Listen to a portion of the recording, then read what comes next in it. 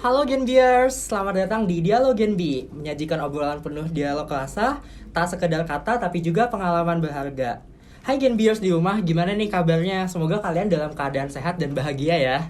Untuk podcast Dialog Genbi episode kali ini akan aku pandu. Perkenalkan, nama aku Prima Febrianto. Aku adalah salah satu staf dari Divisi Riset dan Pendidikan Genbi Telkom University, Kabinet Alsena. Nah, untuk episode kali ini nih, kita akan khusus untuk ngebahas sesuatu yang lagi hype dan lagi trending banget nih di dunia mahasiswa, yaitu magang atau internship. Nah, magang ini tuh katanya populer karena dianggap dapat menjadi satu media atau satu jalan untuk mempersiapkan mahasiswa untuk masuk ke dalam dunia kerja nih, karena mereka akan dapat keterampilan, pengalaman, dan juga relasi yang cukup saat nanti mereka lulus dan masuk ke dunia kerja nih. Nah, untuk tahu lebih dalam tentang seluk-beluk dunia magang tersebut, aku ditemani sama seorang narasumber yang tepat banget nih. Karena bisa kita bilang dia seorang praktisi ya, Ceyla. Karena dia lagi magang juga dan pernah ikut magang nih. Nah, karena dia udah berpengalaman dan udah magang juga, langsung aja kita sapa narasumber kita kali ini, Kak Rehan. Halo semua Genbiers. Oke, halo Kak Rehan, gimana kabarnya hari ini? Sehat? Hari ini baik, cuman ya rada kurang enak aja sih. Kenapa tuh kurang enaknya tuh? Aduh. Hujan kebetulan kan, jadi kayak cuacanya tuh tadi panas, sekarang jadi. Iya, aduh panas hujan. Dingin kayak gini enaknya makan yang anget-anget gitu ya. Indomie harusnya sih ya. Biasanya Indomie. Iya, nanti mungkin habis podcast ini kita bisa lanjut makan lagi Boleh. ya Kak ya untuk ngobrol tentang magang lebih jauh kali ya. Boleh. Nah, mungkin teman-teman Genbiers di rumah nih beberapa ada yang belum kenal ya mungkin sama Kak Ray. Mungkin Kak Ray boleh perkenalan diri lebih lanjut gitu ya. Mungkin panggilannya siapa, terus jurusan apa, dan lagi ada kesibukan apa nih? Oke, halo semuanya teman-teman Genbiers. Perkenalkan, nama aku Muhammad Rehan Fajar Nasution. Orang-orang sih biasa manggil aku Rehan atau Ray juga, terus atau Han juga, atau ada yang manggil Fajar juga ada gitu. Terus kebetulan aku di Telkom ngambil jurusannya S1 Teknik Telekomunikasi, dan untuk kesibukan sekarang sih ya kuliah aja, terus ada beberapa kegiatan di lab juga, kegiatan juga di Genbi itu sendiri. Terus kebetulan aku masih lagi intern juga di Dana sebagai seorang business intelligence gitu Kak. Oke, waduh hebat banget nih ya, udah jurusannya teknik kan. Kalau teman-teman di rumah mungkin mikirnya teknik aduh susah gitu ya, tapi masih tetap nyempetin waktu untuk ikut organisasi, ikut magang juga, jadi business intelligence di Dana ya. Benar. Oke, nah ngomong-ngomong nih tentang magang, mungkin kita langsung bahas aja kali ya. Nah, Kak ini awalnya kenapa sih terfikirkan untuk ngambil magang nih di tengah kesibukan dan paradigma di mana orang bilang teknik itu sibuk dan susah gitu. Kenapa sih masih ambil magang? Oke, sebenarnya awal mulanya kenapa pengen ngambil magang tuh gara-gara triggernya itu gara-gara dari aku ngambil course sih sebenarnya. Aku belajar tentang data, kemudian machine learning dan sebagainya gitu kan, kayak penasaran. Tapi aku merasa kayak challenge-nya tuh hanya statis aja gitu kan, kayak karena menurut aku yang di bootcamp tuh udah dipersiapkan lah gitu, dan aku penasaran gitu kayak sebenarnya kalau di dunia kerja ini seorang data analis, terus orang-orang yang bekerja di bidang data lah gitu, ini ngapain sih sebenarnya gitu, apa sih yang dikerjain gitu. Karena kan waktu itu aku juga pernah baca artikel bahwa job role ini bakal masuk ke top 10 yang bakal populer lah gitu sampai 10 tahun ke depan, dan ya udah itu sih trigger utamanya, jadi penasaran aja. Oke, berarti trigger awalnya tuh kayak ikut course, terus penasaran lebih jauh nih implementasinya kayak apa gitu, langsung aja terjun ke magang gitu ya. Ya, langsung. Nah, awalnya tuh gimana sih Kak Ray pertamanya terfikirkan nih untuk magang? Itu apakah Kak Ray carinya tuh mandiri atau lewat MBKM, dicarikan teman atau gimana tuh magangnya? Awalnya itu sebenarnya ya itu sih, lihat teman-teman, kebetulan teman-teman aku itu banyak yang udah magang juga kan, baik di universitas yang di luar Telkom dan di Telkom juga gitu, yang kakak tingkat. Nah, abis itu aku kayak penasaran gitu kan, dari mana sih mereka dapat infonya gitu kan, pengen nyoba juga gitu, kayak daftar. Nah, jadi ya udah nanya-nanya ke teman sih pertama, ada yang lagi buka nggak gitu, ada yang lagi buka gitu di perusahaannya. Terus mereka nyaranin coba aja buka di LinkedIn dan sebagainya atau di job portalnya. Nah ya udah, kebetulan kemarin nggak sengaja lihat di LinkedIn Dana itu lagi ada buka business intelligence, terus aku coba clarify di job portalnya dan ternyata memang buka, ya udah coba apply gitu. Nah, coba apply terus tiba-tiba keterima gitu ya Kak? Nah sebenarnya nggak langsung keterima sih. Ya, nah jadi ini ada yang mau aku share juga sih ke teman-teman Genbiers juga yang mau daftar intern. Jadi Aku awalnya tuh daftar di beberapa perusahaan sih, kayak ada tiket.com, kemudian ada perusahaan aku lupa sih satu lagi. Pokoknya aku ada daftar 3 waktu itu.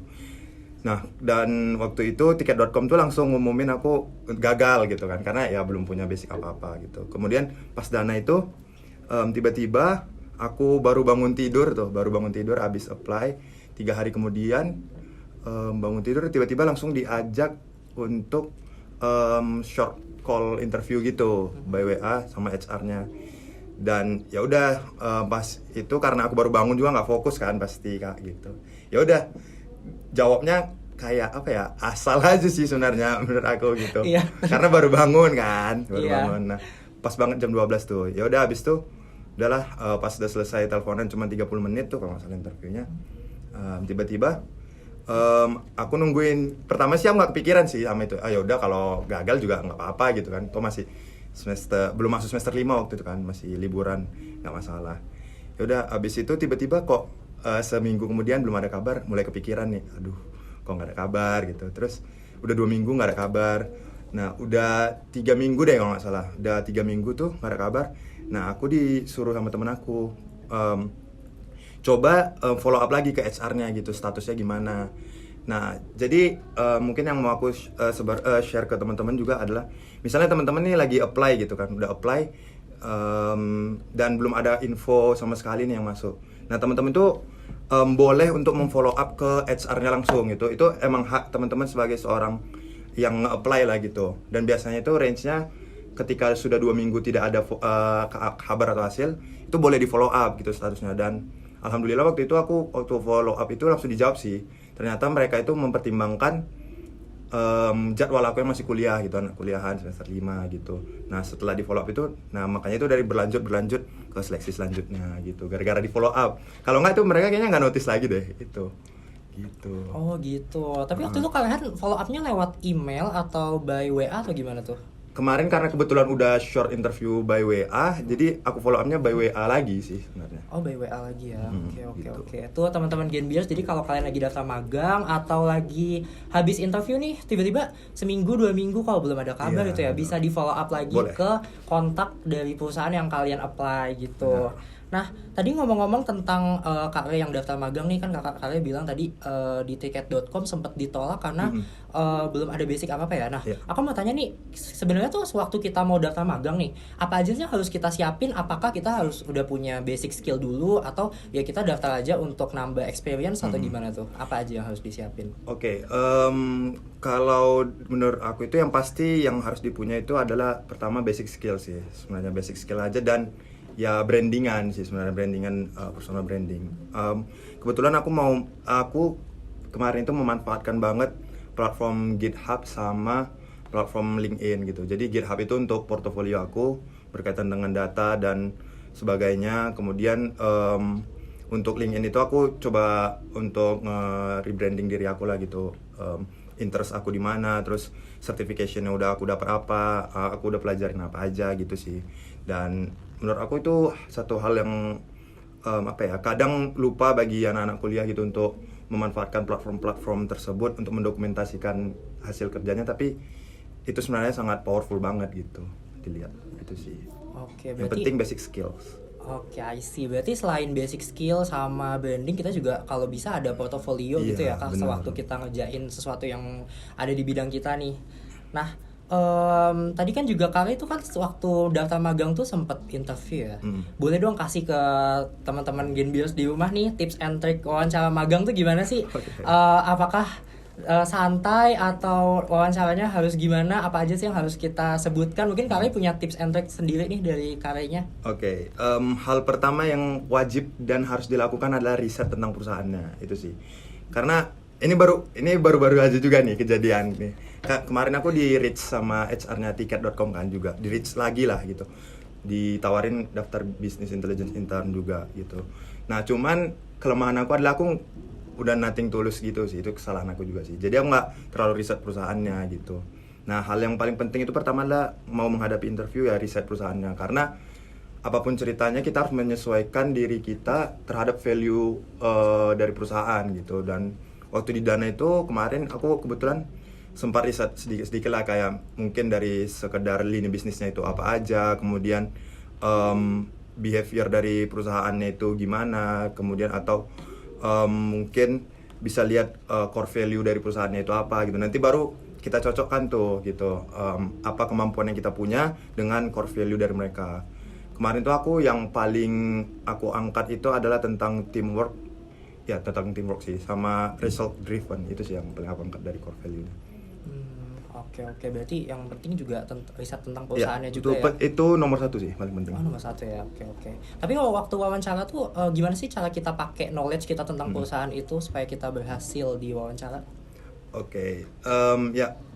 Untuk menghadapi, pasti kan HR tuh biasanya ngasih waktu lah ya. Ada kayak misalnya ngabarin kira-kira besok bisa nggak ya gitu. Nah kan ada rentang waktu tuh, ada jeda. Nah jadi teman-teman bisa manfaatin sih di rentang waktu itu gitu, kayak ya itu tadi aku bilang, riset perusahaannya biar kita lebih prepare dan lebih santai gitu ngadepin interviewernya gitu. Nggak deg-degan lah, karena ya kayak kita ujian aja kan, kalau deg-degan yang udah belajar seminggu bisa lupa kan gitu. Iya, ngeblank ya langsung kalau deg-degan. Iya benar, makanya udah riset, hal paling sederhana sih riset aja tentang perusahaannya, ingat-ingat atau catat juga boleh. Aku catat sih tentang perusahaannya gitu. Oke, berarti teman-teman Genbios harus nyatat juga ya, kalau misalnya mau apply harus punya knowledge yang cukup untuk apply di jabatan dan juga di perusahaan tersebut nih. Nah tadi kan kita udah ngomongin tentang persiapan ya, mungkin kita ngomongin dalam dunia dalam pas udah keterima magang gitu ya. Menurut kalian ini apa sih yang harus kita lakukan nih supaya kita tuh dapat manfaat atau core value dari kita magang gitu? Ketika misalnya nanti teman-teman udah keterima gitu ya, hal yang pertama paling dilakukan adalah, terutama yang paling riskan itu adalah di day one-nya sih. Jadi di day one itu adalah first impression dari lead kita atau kayak supervisor kita itu terhadap kita gitu sebagai seorang intern. Tentu kita nggak mau hanya tentu perusahaan itu nge-hire kita nggak cuma mau memberi kita suatu ilmu aja gitu kan, pasti mereka juga mau mendapat feedback yang baik juga gitu kan. Nah makanya waktu di day one itu usahakan teman-teman itu udah bisa ngasih impression yang bagus gitu ke si tim kita lah, seminimalnya itu paling kecil itu ya tim kita gitu, terutama supervisor kita. Nah ketika mereka mendapatkan impresi yang bagus gitu, nah nanti pasti kedepannya itu teman-teman secara nggak langsung bakal lebih mudah lah menjalani pekerjaannya gitu. Kemudian hal selanjutnya yang harus teman-teman punya itu adalah cepat untuk belajar hal-hal baru itu. Karena jujur aja aku kan jurusan teknik gitu ya, dan aku sekarang juga dan waktu apply itu aku nggak ada sama sekali pengetahuan tentang bisnis, bahasa bisnis aku juga nggak tahu gitu ya. Tapi mungkin alhamdulillahnya gara-gara aku bisa lumayan cepat untuk memahami lah tentang pekerjaan tersebut yang berkaitan dengan bisnis, ya makanya bisa survive sih sampai sekarang. Jadi menurut aku yang paling penting itu adalah first impression teman-teman harus bagus, kemudian harus cepat memahami gitu, adaptasinya itu harus cepat lah gitu istilahnya. Oke, adaptasi harus cepat ya. Berarti halo efek ini emang nyata ya, karena kita harus pakai first impression yang bagus gitu ya ke atasan dan tim kita. Nah, tapi aku ada nangkep poin menarik nih teman-teman Genbiers. Tadi kan Kak itu bilang nggak punya pengetahuan tentang bisnis ya sebelumnya, apalagi Kak dari jurusan teknik gitu. Kenapa sih milih untuk jadi intern dalam bisnis intelligence gitu, padahal jurusannya aja teknik telekomunikasi gitu. Nah, itu alasannya kenapa tuh? Boleh di-sharing? Sebenarnya awalnya aku nggak tahu business intelligence itu ngapain. Aku cuma taunya itu business intelligence itu adalah sama dengan data analis gitu. Ya kalau data analis ya masih ada lah di jurusan aku juga belajar lah tentang data gitu. Mungkin teman-teman yang dari S1 Teknik Telekomunikasi juga ada dapat pasti gitu. Cuman yang aku nggak tahu itu adalah bahwa business intelligence ini adalah kayak jembatannya gitu kan antara tim teknya, tim teknologi dengan tim bisnis gitu. Nah jadi sebagai seorang BI itu kita di tengah-tengah gitu. Jadi hal yang pertama yang aku kenapa pede bisa daftar itu karena menurut aku bisa nih tentang tech stack-nya itu, kayak harus memahami bahasa SQL, kemudian pernah pakai cloud lah istilahnya gitu kan, terus memahami data visualisasi. Nah aku cuma tahu itu aja gitu, karena di requirement-nya aku lihat udah itu aja. Nah pas aku di dalam tuh nggak tahu ternyata kita harus paham tentang basket size, kemudian tentang revenue juga harus paham gitu. Itu kan bahasa anak teknis, bahasa anak bisnis yang sebenarnya teknik nggak ngebahas itu kan. Ya aku juga awal-awal terkejut juga sih, kayak ini kok nggak pernah sama sekali dipelajari. Iya, ya? Iya. Oke. Nah, karena tadi kan jurusannya sama bidangnya itu agak beda jauh ya. Nah, ini kalau dari kakak ini pernah nggak sih dapat sebuah tantangan gitu atau dapat sebuah kendala dalam magang? Kalau kendala banyak sih pasti. Apalagi yang terkait ya aku bilang tadi tentang bisnis knowledge itu, kayak waktu itu aku pernah dapat job desk pertama kali itu menghitung basket size gitu kan. Basket size itu jadi simpelnya itu adalah berapa banyak jumlah transfer atau kayak uang gitu, berapa banyak jumlah transfer itu dibagi dengan berapa banyak jumlah transaksi gitu kan. Nah itu adalah basket size-nya gitu. Nah aku pertama itu nggak ngerti, kayak aduh ini apa, tapi kan kayak kita, nah ini penting juga sih teman-teman, sebelum menanyakan ke atasan teman-teman ketika nanti di intern itu, coba dulu kerjain semampu dan sebisa kita gitu. Jangan kita menanyakan ke dia itu hanya dengan kosongan gitu, Mas ini apa ya gitu. Jangan sih itu. Nah itu bisa membuat kita impressionnya jadi jelek gitu, bahwa oh nih anak nggak mau nyari tahu dulu nih gitu. Karena sebisa mungkin cari tahu dulu gitu. Ya tantangannya itu sih biasanya hal-hal baru yang aku pelajari.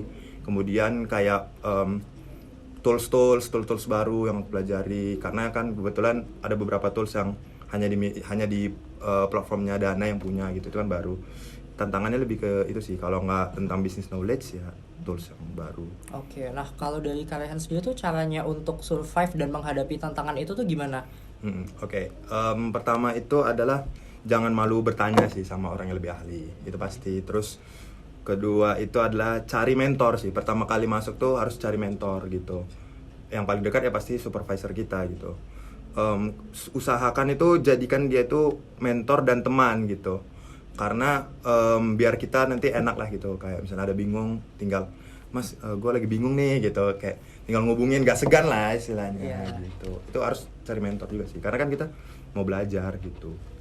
Berarti teman-teman Genbios juga pernah dengar pasti kan pepatah malu bertanya sesat di jalan gitu. Iya benar, jangan malu, nggak boleh. Dan juga harus jadiin mentor itu sebagai teman juga ya, supaya nanti kita juga dapat salah satu manfaat dari magang yang udah kita sebutin tadi, yaitu kita dapat relasi yang bisa berguna di kemudian hari gitu ya.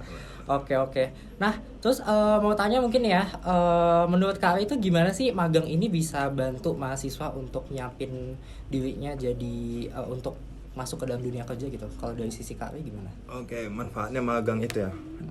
Menurut aku sih manfaat dari magang itu apa ya, bisa dibilang sangat bermanfaat sih untuk preparation kita dunia karir. Karena kan ya kita terjun langsung gitu ke dalamnya.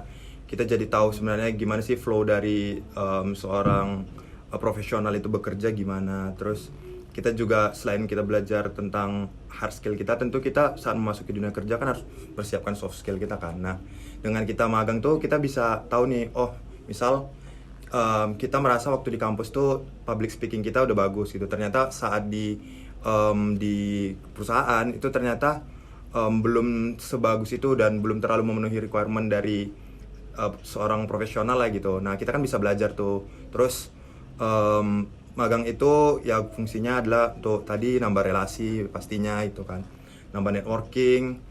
Kemudian abis itu dari magang itu kita bisa tahu nih sebenarnya kayak yang udah kita pelajarin tuh sebenarnya di dunia kerja itu dimanfaatinnya sejauh apa sih, sebesar apa gitu. Jadi lebih ke praktikalnya gitu. Kalau kita kuliah kan hanya teori aja kadang kan gitu sih. Betul ya. Jadi biar kita lebih siap aja sih gitu. Jadi magang itu adalah kayak ya persiapannya untuk masuk dunia kerja sih sebenarnya. Iya, jadi betul manfaat, ya. sangat-sangat bermanfaat. Bisa tahu nih penerapan teori yang udah kita pelajarin di kuliah tuh kayak apa sih di industri gitu. Kadang kan ada slight difference-nya sedikit gitu ya.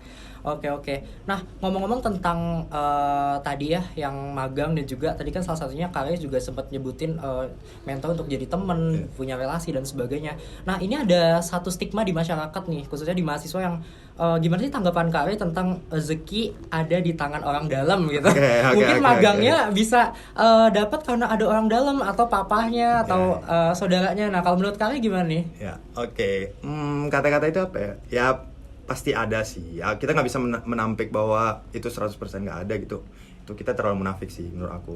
Pasti ada juga gitu. Cuman yang harus ya gitu, kita kan ada masa kuliah 4 tahun ya, disediakan waktunya gitu kalau untuk yang satu. Pokoknya ada waktu lah gitu untuk mempersiapkan. Nah, Makanya teman-teman tuh ya selama waktu itu usahakan mempersiapkan dirinya aja gitu, dan usahakan teman-teman tuh dari awal masuk kuliah tuh udah tau lah langkah apa yang mau diambil gitu ke depannya. Bahkan kalau bisa sampai kalau aku pribadi, aku harus punya ini sih, gambaran kayak 5 tahun ke depan tuh aku harus udah apa aja, melakukan apa aja gitu. Jadi biar tahu tuh langkah step-step untuk mempersiapkannya itu, apa yang harus disiapkan untuk mencapai tujuan itu gitu sih. Jadi ketika nanti teman-teman udah siap, skillsnya udah siap, nah ya udah nggak usah takut lagi sih sama orang dalam. Toh kalau misalnya teman-teman bisa nunjukin skillnya dengan bagus ya pasti perusahaan, dan bisa menguntungkan perusahaan daripada si orang dalam, pasti dipilih sih. Gak usah takut sih. Yang penting persiapannya itu harus udah bagus gitu lah, prepare-nya. Dan ini sih jangan takut mencoba gitu. Oke. Berarti yang penting kita punya value dalam diri kita. Iya. Mau yang nantinya saingan kita punya orang dalam pun, kalau kita value-nya lebih bagus pasti kita dipilih ya, gitu ya. Oke. Nah, berarti dari teman-teman Genbios nih juga aku mau ngomong nih, jangan takut untuk kita daftar atau apply ke perusahaan yang emang kita tuh nggak punya relasi di sana ya, Kare ya. Karena kalau misalnya emang kualitas diri kita bagus, pasti kita akan terpilih juga pada akhirnya gitu. Toh walaupun aku udah intern ya, ada pengalaman intern di CV, toh aku juga baru-baru apply juga masih sering-sering ditolak juga Pak sama perusahaan. Jadi ya udah anggap aja memang nggak beruntung aja sih. Betul. Penolakan itu wajar ya teman-teman. Wajar, benar. Oke. Nah mungkin nih pertanyaan terakhir nih dari aku ya.